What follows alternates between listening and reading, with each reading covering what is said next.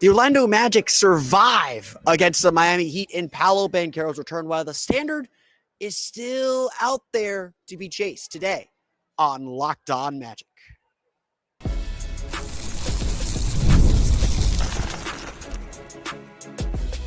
You are Locked On Magic, your daily Orlando Magic podcast, part of the Locked On Podcast Network, your team every day. And you are indeed Locked On Magic. Today is December 5th. It will be December 6th, 2025. My name is Philip Rossman-Reich. I'm the senior writer over at OrlandoMagicDaily.com, credentialed member of the Orlando Magic media since the 2012 season, coming to you here from the Kia Center. On today's episode of Locked On Magic, the Orlando Magic survive against the Miami Heat. The big news, they get Paolo Banchero back, and he looks like he's going to fit right in. The positive signs from his return, but why the Magic are still fighting to hit their standard. We're going to get to that coming up here in just a moment. But first, we want to thank you again for making Locked On Magic part of your day every day, no matter when you listen to us, whether it's first in the morning, whether it's right we upload. We truly appreciate you making Locked On Magic part of your day every day. We truly appreciate all of you who are one of our Orlando Magic dailies, our everydayers who listen to Locked On Magic 5 days a week, who make us part of your normal podcast rotation, who make us your first listen of the day. We truly appreciate all of the support of the Locked On Magic community. We're sneaking up on 5,000 subscribers on YouTube, so if you haven't subscribed there, go ahead and do that. It's a vanity project. I can't help it. And we also want to thank you for helping make the Locked On Podcast Network the #1 sports podcast network. Stay tuned on Monday. We got a big announcement coming. We're very, very excited about the latest project from the Locked On Podcast Network, your team every day. Today's episode of Locked On Magic is brought to you by FanDuel. If you want to be right in the middle of the action this season, visit FanDuel.com and place your NFL live bets all season long. The Orlando Magic are still potential, and that's going to be one of the themes of today's show, is we're not talking necessarily about the team the Magic are right now. And really, we haven't talked about the team the Magic are right now. Like, yes, we do talk about the team as it is right now and how they're playing, but we're really talking about them in context of the team we ultimately believe they will be. The team that we believe can compete for something very, very real, not just next week in the NBA Cup, but later this season. A team that has all those capabilities. And no matter where you fall on the Paolo Banchero spectrum, and most Magic fans obviously believe Paolo Banchero is really good at basketball because he's really good at basketball. That potential cannot be reached without Paolo. And so in a one-point game where the Magic make some crazy defensive stops and have to hold on for dear life to beat the Miami Heat 106-105 in a game that was ugly and reminiscent of classic Magic Heat battles, not the way these two teams have played this year. Only 16 total fast break points in this game. It's a wild game between two teams that are usually pretty good at scoring in transition, pretty good scoring in the paint. We'll get to those numbers in a minute. And a game that has so much of that built-in excitement and is supposed to be so easy to write and so easy to talk about because the game and the result is the story. The story for this team is that Paolo Banchero's back. The story for this team is that for however long the Magic had him in this game, Paolo played basketball. And frankly, did exactly what you would hope he would do. To Vince Carter, to Tracy McGrady, to all those critics and pundits who are like, oh, the Magic aren't going to be better with Paolo Banchero. Paolo did exactly what you hoped he would do. He tried to fit in. Maybe he tried to fit in a little too much, to be honest. Maybe the Magic didn't do enough to get him his spots and get him his touches and get him his shots. But Paolo genuinely just felt like he was dipping his toe in the water and trying to help the team win. Paolo's final stat line, not impressive, like it wasn't last year's return game against Milwaukee. The Paolo's final stat line, 9 points, 3 for 8 shooting, 2 for 2 from the line, 6 rebounds, 2 assists, a turnover, not his fault, and a +6 ±. It sounds like that would be disappointing and be like, oh, well, that's one of the reasons the Magic lost is, Paolo in 20 minutes and 12 seconds didn't do Paolo things. And I would say, like, look, yeah, he didn't. He wasn't super aggressive. It took him a little while to get his feet under him. And he said after the game, it's going to take a few games for him to really ramp up and be the Paolo that we know and love, and the Paolo that we know is so vital to this team's success and what they're capable of doing in the long run. We know there are more steps to go and more things to accomplish with this player and with this team. But for first game, playing in short stints, 4 or 5 minute stints, not even 5 minutes, 4-minute stints, on this minute restriction, Paolo A moved pretty well. Like, yeah, took a few bumps and lost his legs, and those are to be expected. But more importantly, he fit in. He didn't slow the ball down. If anything, that was everybody else who couldn't get into their offensive sets late in the game. We'll get to that in a minute. Paolo said after the game, he was just looking to fit in. He wasn't looking to just take a bunch of shots and kind of hijack the whole offense. As Franz put it after the game, when this offense works, the ball is going to find Paolo Banchero. He will get his shots. It may not have been tonight. It may not have been in those minutes. They may not have been running everything they could for him, but you watched Paolo play. He was making quick decisions. He was not holding the ball too long, even on the isolation possessions, and he had all the movements and motions that you would expect to see from him as he continues to grow and improve and take those important next steps. This was a low-key debut. Again, he had, 35 or 29 or whatever it was. He had nearly 30 points in his debut last January when he came back from the torn oblique. This was not that. This was Paolo kind of getting a feel and dipping his toe in the water, again, against a very good Miami Heat defense, and finding ways to contribute to winning. At the end of the day, that's what he cared about most. Didn't care about his stat line, didn't care how many points he scored, didn't care about his shooting numbers, didn't care about any of that.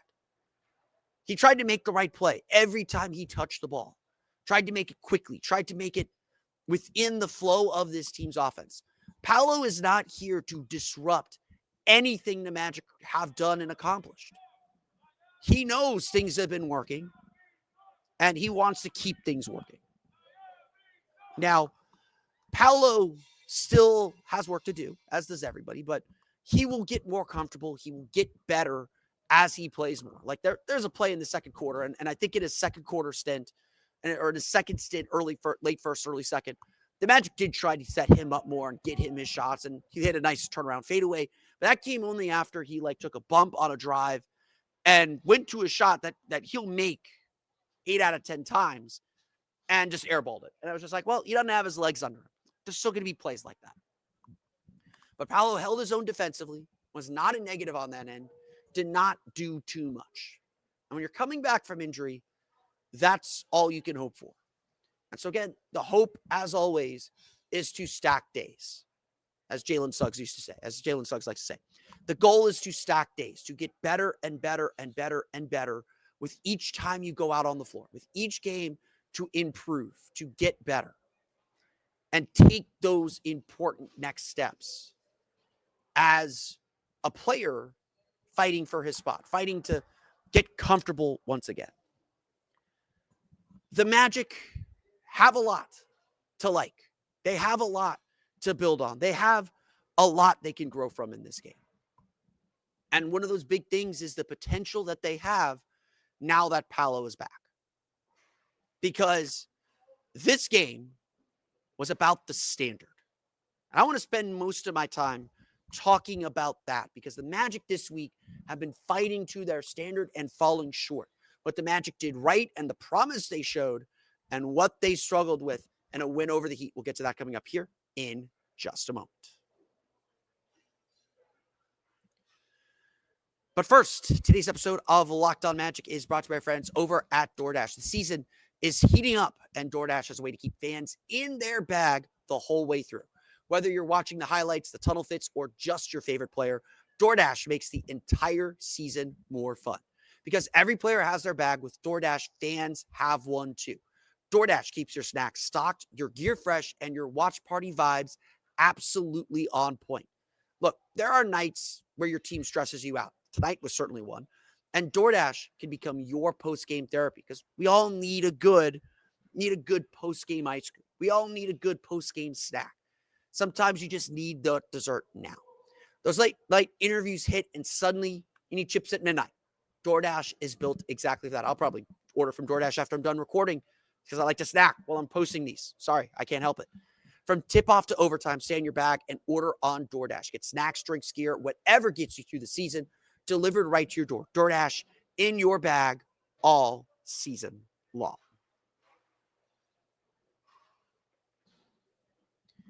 We want to thank you again for making Locked On Magic your first listen of the day. And we want to thank you again for helping make the Locked On Podcast Network the #1 sports podcast network. Check us out on Monday. We got a big announcement throughout the Locked On Podcast Network. Very, very excited about the Locked On Podcast Network. It's your team every day. So the Orlando Magic won 106-105. And I want to get this out early, just like I did against Chicago on Monday, just like we'll do throughout the course of the season. You want to win. You want to learn your lessons while winning. Like it's easy to take some criticism. It's easier to stomach criticism when you win. And Jonathan Isaac said after the game on Wednesday when the Magic lost to Spurs, it's like, well, we needed that loss to teach us not to mess around anymore. We needed that loss to kind of not allow us to get away with some of the mistakes that we were getting away with. And losses can certainly serve that purpose. Losses do have that effect. Sometimes you do need a loss to be like, okay, this isn't working. So let's get this out of the way. The Magic won the game. They deserved to win the game. They were the better team for a good chunk of the game. In a nip-and-tuck game that was rightfully a 1-point game. And honestly, I expect Tuesday's NBA Cup game to be just as tight as this one. This is how every Magic Heat game is going to be. These two teams are tough-nosed defenders. They have a lot of pride, a lot of talent on both sides of the floor. They match up really well against each other. All of these games are going to be intense like this. That's just how it's going to be. And we'll see where they end up in the standings. Magic got tied for the Southeast Division lead. Woohoo! We'll see where they end up in the standings. To Magic lead the season series 2-0. That's going to be a 5-game season series now. So one more win, the Magic win the season series. We'll see where it all shakes out at the end of the season, and there might be some separation at some point that we expect at the beginning of the season. But this is what the Magic are going for most of all. They're not playing to beat the Heat. They want to. They did. They're playing to a standard. And so what we saw Friday night was a team that's going to fight and grit their way through mistakes. And that quality is really important. I want to stress this a lot. This is a good team. I've been on this podcast for a long time. I have covered a lot of Magic teams over the years. I have covered bad teams where they had to do everything right to beat good teams. This Magic team is capable of winning with a B- game. Today was like a B game. Today, the Magic made a lot of mistakes. They struggled in a lot of areas. This was not a clean game. And I'm sure friends at Locked On Heat would say the same about the Heat. Yet, they delivered a win. Would the Magic have won this game last year? Probably not. Would the Magic have won this game 2 years ago? Depends what part of the year. 3 years ago? Absolutely not.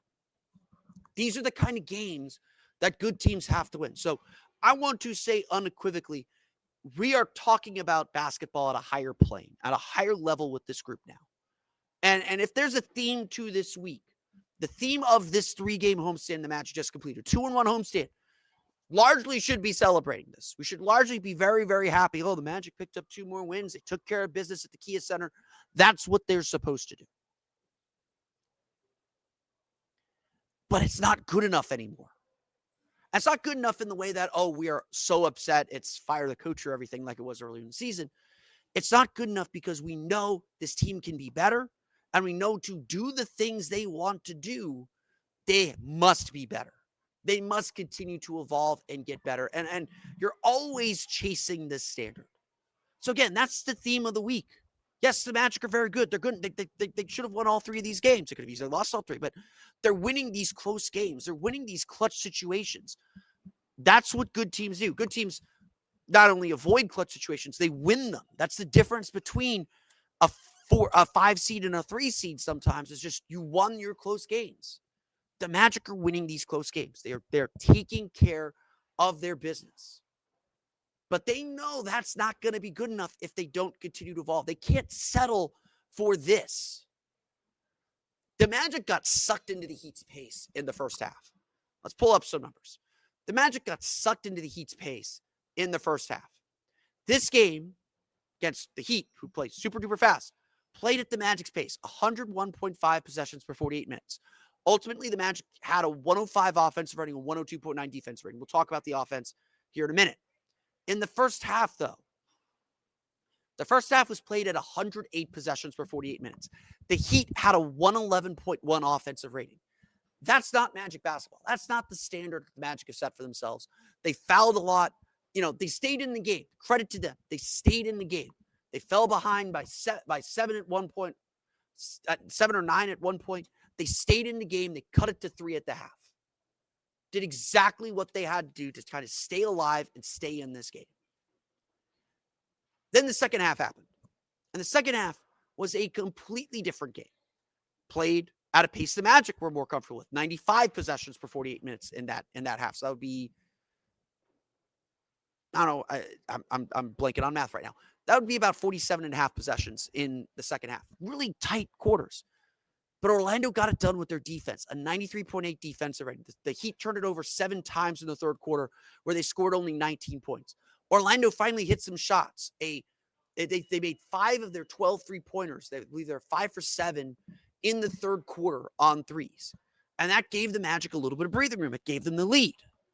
But here's the rub. Here's the trick. The Magic could not pull any further away.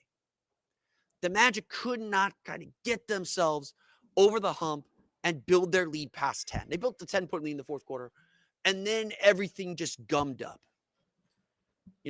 Everyone was scared that when Paolo Banchero would come back, the ball would stop. In the second half, in the fourth quarter, especially the second half of the fourth quarter when the Magic gave up the lead and the Heat got right back into it, it did stop. It was stagnant. It's a lot of dribbling at the top of the key, and the Heat deserve a lot of credit. Even though they're playing this super fast-paced style, they are still a physical, tough defense. And they got into the Magic. They bothered the Magic defensively. Didn't let them get into their actions, and all of a sudden you had Jalen Suggs or Anthony Black or Franz Wagner just dribbling the ball at the top of the key, waiting for someone to do something, and the Magic just weren't playing fast at all. The Magic, as much as they wanted to slow this game down, played too slowly. Didn't play fast enough. Didn't give themselves a chance to execute. And so, yes, the standard is defense first. And the Magic lived up to that standard on defense. They got the Heat rattled. As the Magic were playing too fast going to the basket in the first half, Heat were too fast going to the basket in the second half. Challenged every shot, locked down the glass. Great rebounding game from Orlando. I know they gave up a late offensive rebound or fumbled a rebound out of bounds with a chance to ice the game. And that gave Miami the last chance to win it. Which they missed because of some great defense by the Magic on the inbound. A smart foul by Wendell Carter with a foul to give that cut the deficit down, that cut the time to 3 seconds left. And then just great team defense by Wendell Carter first, by Anthony Black, by Jalen Suggs coming over to help to force Bam Adebayo to not even get I don't even think he got that shot off. He missed it badly, but he did get the shot off to win the game. And yeah, there were clutch plays and clutch baskets. Franz Wagner made some big baskets in the fourth quarter. Jalen Suggs made a big layup in the fourth quarter. The Magic made the plays to win the game. And this was a true one possession game. It was literally the Magic made one more shot than the Heat did. They held on for dear life. But again, that's not the standard we're reaching for anymore. This is a team that has been a top 10 offense for most of the season now. Or for the entire season, they're still ranked in the top 10. And now they put together 3 really rough offensive games in a row. Not rough enough to lose. They lost one of them, but they had a chance to win that one. Not rough enough to get blown out or to be in trouble or anything, but rough enough to be like, oh God, we're back to this again, or we got to find this groove and find this level again. And again, that's where Paolo's going to help. We could check a little bit later about the lineups, about that starting lineup and how well they played together. But the Magic know they are not playing their opponent anymore. They're playing their potential. They're playing the team they want to be. And look, you're going to have to grind games out like this. In the playoffs, during the season, you're just going to have to grind games out like this. And if there's been a positive development over the last week, starting with the game at Detroit into this 3-game homestand, it's the Magic proved to us they can still play these ugly, ugly games where the offense just doesn't work. That's what they weren't doing early in the season during the 1-4 start, they were losing those games because their defense collapsed. And we sat there and said, what's going on? Why isn't the defense working? The offense is whatever. We expect the offense to need some time. Why is the defense so bad? Well, now that's not the case. Defense is doing its job. Defense has given this team a chance to win. Maybe there are some mistakes still. Maybe there's still a lot of things to clean up. But the defense is pulling its weight a lot more now. And it's the offense that's struggling. Kind of what we expected. But the Magic are fighting to get it all right. By March, by April, by June, by May. It's not in order. The Magic are fighting to get it right because they are fighting for their standard. Let's run through the final box score. We'll talk about Franz Wagner's big game, Desmond Bane's struggle, and the interesting rotation wrinkle thrown in there. We'll get to that coming up here in just a moment.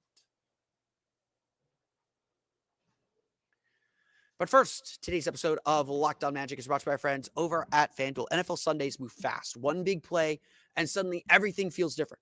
That's what makes live betting with FanDuel so exciting. You're not just watching a game, you're reacting to it in real time. With FanDuel, you can place bets as the action unfolds. Every drive, every momentum swing, every highlight moment. Live betting is best when the game starts to shift. Receiver gets hot, defense tightens up, or the momentum flips after a turnover. FanDuel lets you jump into the moment. Live spreads and money lines adjust instantly. Player props update as guys heat up, and you can bet the next touchdown score, drive results, totals, and more. Keeps you locked in on every snap, every drive, and every possibility. Let's talk a little bit then about some of the lines that we're looking at this weekend as college football wraps up big conference championship games, as well as the NFL. Taking a look at tomorrow's games. We've got BYU and Texas Tech. Texas Tech 12.5-point favorites, and the rematch, Georgia 2.5-point favorites over Alabama, and Ohio State 4.5-point favorites over Indiana. If you're looking to NFL action this weekend, the Miami Dolphins are 3-point favorites at the New York Jets. The Bucs are 8.5-point favorites over the Saints. And the big one in the AFC South, the Indianapolis Colts traveling to Jacksonville, are 1.5-point favorites over the Jaguars. Big game there. In the NBA, looking ahead to Tuesday's game, the Magic are still favored by 5.5 points over the Miami Heat. 5.5-point favorites over the Miami Heat for that big NBA Cup game on Tuesday. And if this game is any hint, it's going to be a dandy in the quarterfinals of the NBA Cup. So if you want to be right in the middle of the action this season, visit FanDuel.com and place your NFL live bets all season long. FanDuel, the game moves fast, and so can you.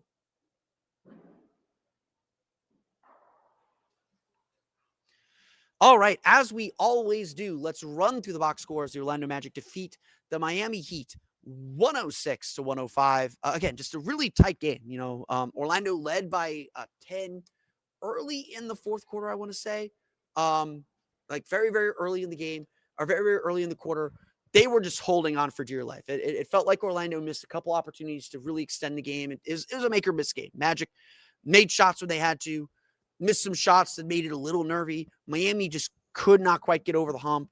Orlando's defense did the job. It's a tough defense to crack, and Miami found it very, very tough to crack. But a very back and forth game. Like I said, I anticipate Tuesday's game is going to feel very much like this one. I don't anticipate there being much separation. So the Amazon Prime audience is going to get a really nice early basketball game here at the Kia Center. And if you haven't gotten your tickets to that, go ahead and get them now. Go to GameTime.com. Go to Game Time, get them taken care of there. It's going to be a fun one here at the Kia Center. There's a nice crowd tonight, actually. A little bit testy in the stands with the Heat fans getting their chance in. So Magic going to have to make this a playoff atmosphere, I think, on Tuesday to have a real chance to go to Las Vegas. But let's run through the final box where we talk about Paolo Banchero already at length. 9 points, 3 for 8 shooting, 1 for 2 from 3, 2 for 2 from the foul line, 6 rebounds, 2 assists, plus 6. You want more of Paolo, and maybe it's just going to be about him easing back in. So hopefully we see Paolo get a little bit more comfortable in Sunday's game against New York, but a really solid debut for Paolo. I can't complain. He moved the ball. He didn't try to do too much. He didn't do anything that he didn't feel like he was capable of doing. Fit really well within the offense and fit really well within what the Magic are doing. It did not feel like the Magic missed a beat with him on the floor. It felt like they were operating before the injury, and I know a lot of people were concerned about that part. and they shouldn't be.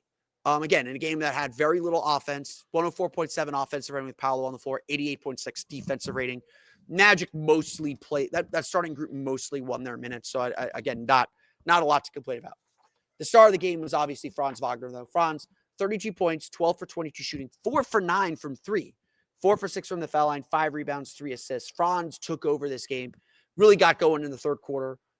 Again, just got to his spots, made some tough shots, made those threes, huge threes. Again, Magic had 5 threes in the third quarter that helped them retake the lead and build some breathing room so that they could make a few mistakes and kind of get themselves going. Franz hit some big shots down the stretch to keep the Magic up and keep them ahead. Did everything that you want Franz to do. Again, Miami is a tough team. They do a very good job keeping you out of the paint. Franz found ways around that, made some jumpers that the Magic have struggled to make and struggled to hit throughout the course of this season. Jalen Suggs, solid game from Jalen Suggs, not perfect by any means, but 22 points, 9 for 19 shooting, 4 for 7 from 3, 3 rebounds, 5 assists. Fouled a lot early. Really struggled with Norman Powell. He struggled with Norman Powell in the first game.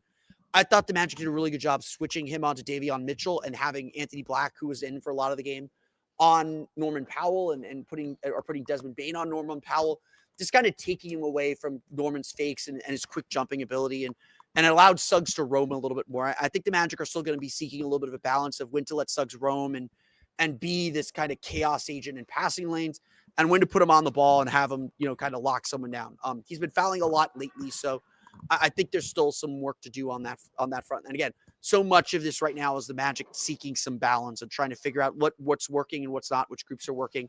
I think a lot of the next couple weeks for the Magic, and again, they're going out west, so regardless of whether they're going to Vegas or not, they're going out west in 2 weeks. They've got to still kind of come together and find the right groups and find the right rotation. And so it's going to feel a little bit like the beginning of the season.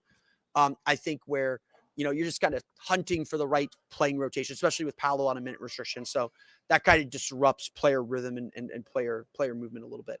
The rest of the starting lineup kind of struggled. Wendell Carter really struggled in this game. He was 3 for 5, so the shooting was fine. 0 for 1 from 3, 7 rebounds, 2 offensive rebounds. Magic had 7 offensive rebounds of the game, and a lot of them came in the third quarter when they were really kind of beginning to take their lead.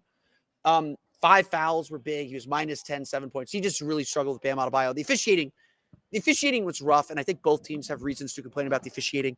They just never really consistently knew what a foul was. Like sometimes it was a touch foul. Well, the Magic weren't getting many touch fouls.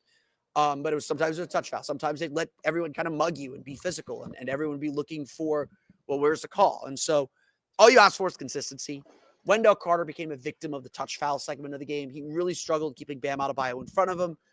I personally think he wasn't moving his feet. I think he was trying a little bit too hard to hit him with the shoulder and the hip, and got caught with it a few times. Again, he's pretty good about not using his hands and keeping his hands away, but he got caught a few times and that's just going to be that's just a problem in this game. Wendell has slipped a little defensively. He's been very good on defense all year long. But again, we got to give credit where credit's due. At the end of the game, it was Wendell Carter locking up Bam Adebayo. It was, understanding, we have a foul to give. Let me let Bam take a couple dribbles and wrap him up. Take a couple seconds off the clock, make him inbound it again after we just forced a timeout instead of a 5-second violation. And then Carter was a big piece of keeping Bam away from his spot and forcing a tough jumper that Bam missed and allowed the Magic to escape with the victory. So a lot to work on with Dell, but still a lot good that came out of this game. Desmond Bane he kind of had one of his bad shooting nights. He finished with 5 points, 2 for 16 shooting, 1 for 8 from 3. Des was attacking the basket, but missing his layups. A lot of Magic players were missing layups, and that's been a problem throughout the course of the week, where they're just kind of going too fast and overcooking their layups and just missing shots around the rim. So that is still something I think the Magic have to continue to improve on and continue to work on. And again, just little things, they multiply, they add up. Off the bench, the Magic got 13 points from Anthony Black, just 2 for 9 shooting, but 9 for 12 from the foul line. He had 12 of the Magic's 24 free throws. Orlando really struggled to get to the line in this game. Miami had 27. Both made 18. So that ended up being a wash, which is not usually how the Magic want to play. The Magic want to dominate the foul line. But again, officiating I thought was really inconsistent in this game for both teams. Orlando could not get to the line to save their lives. Again, that's credit to Miami. do a really good job blocking out the paint. They were zoned for a lot of this game. Orlando struggled to figure out that zone just like they did Wednesday against San Antonio. So that's going to be something they're going to have to be considerate about and work on, especially heading into the game on Tuesday. Justin Silva only had 3 points off the bench. Goga Batadze had 8 points, 8 rebounds, really stepped up in Wendell Carter's foul trouble. Tyus Jones had 7 points. Really nice game from Tyus. Again, attacked a little bit on defense, but we expect that. But was aggressive getting to spots, aggressive searching for shots, and being a constant presence and playmaker. Jace Richardson did get a little time. He played about 4 minutes in the second quarter. I do like that. I know it's not a lot of time, but I do like that they're making time, that they have a plan to get him minutes. Again, I think the plan should probably be pick a game and Jace plays that over Tyus. But again, I like that there's a plan because Jace has earned a look and earned some playing time. May not be exactly how everybody wants it to happen. And look, Jace wasn't great in this game. Didn't get the ball a lot, was going up against that zone. So no conclusions after this game. No judgments one way or the other. Tyus played well. Tyus earned his minutes tonight. And I think that's the important thing. Orlando ends up shooting 41.3% from the floor, 12 for 34 from three. That was the difference in the game. Orlando made 5 3-pointers in the third quarter. I believe they were just they only had 5 in the first half. So they doubled that in the third quarter, made 2 more big ones in the fourth. Miami was just 7 for 19. So they didn't get a lot of threes to begin with. Again, you win by 1, you make 5 more threes. That's a huge difference in this game. The Heat turned over 15 times for 19 Magic points, 7 of those turnovers for 7 of those points. Coming in the third quarter, Orlando just 10 turnovers for 10 points. Magic did a good job controlling the ball. A little bit rough at the beginning of the game. Gave Miami an early lead, but Orlando really cleaned up their turnovers and did a good job attacking. Just, again, needed to make shots, be a little bit more motion-based and efficient. Miami wins the paint 52-48. Orlando wins second chance points 12-3. They only give up 4 offensive rebounds. A really nice job there. And fast break points for 2 of the best fast breaking teams in the league. Even at 8-8, both teams went 4 for 8. The Orlando Magic defeat the Miami Heat 106-105. They get the job done. That is all that matters in the end. Still some work to do, some things to clean up, but the Magic grit their way to another victory. The Magic will be in New York on Sunday afternoon, a noon Eastern tip-off against the New York Knicks before they come back here to the Kia Center to face the Miami Heat in the NBA Cup quarterfinals on Tuesday. Very, very excited for that and the plans we have for that coming up. But that's going to do it for me today. I want to thank you all again for listening to today's episode of Locked On Magic. Of course, find me on Twitter at @PhilipRR_OMD and on Blue Sky at PhilipRR. You can subscribe to the podcast, Apple Podcasts, Stitcher, TuneIn, Himalaya, Google Play, Spotify, Odyssey, and all the films you download podcasts to your podcast-enabled device. You can find us on YouTube as well. Just search for Locked On Magic. Like I said, we're nearing 5,000 subscribers. So go ahead and hit that like button. Subscribe to the channel. Help us complete my vanity project and get to 5,000 subscribers. Appreciate all the love from the Locked On Magic community. For the latest on the Orlando Magic, be sure to check out OrlandoMagicDaily.com. You can find us on Twitter at OMagicDaily. And for even more Orlando Magic content, be sure to check out my Patreon page, Orlando Magic Hub, at patreon.com/Orlando Magic Hub. As always, thank you for your support. Now that you're done making Locked On Magic your first listen of the day, go check out the Locked On Fantasy Basketball Podcast. Josh Lloyd hosts the #1 fantasy basketball podcast, giving you daily tips and helping you win your league, all while making you a smarter NBA fan. Find Locked On Fantasy Basketball on YouTube or wherever you listen to podcasts, all part of Locked On Podcast Network. It's your team every day. That's going to do it for me today, though. I want to thank you all again for listening to today's episode of Locked On Magic. For Orlando Magic Daily and Locked On Magic, it's been Philip Rossman-Wright coming to you from the Kia Center. We'll see you all again Sunday as we talk and break down the game against New York Knicks. For Orlando Magic Daily and Locked On Magic, it's been Philip Rossman-Wright. We'll see you all again next time for another episode of Locked On Magic.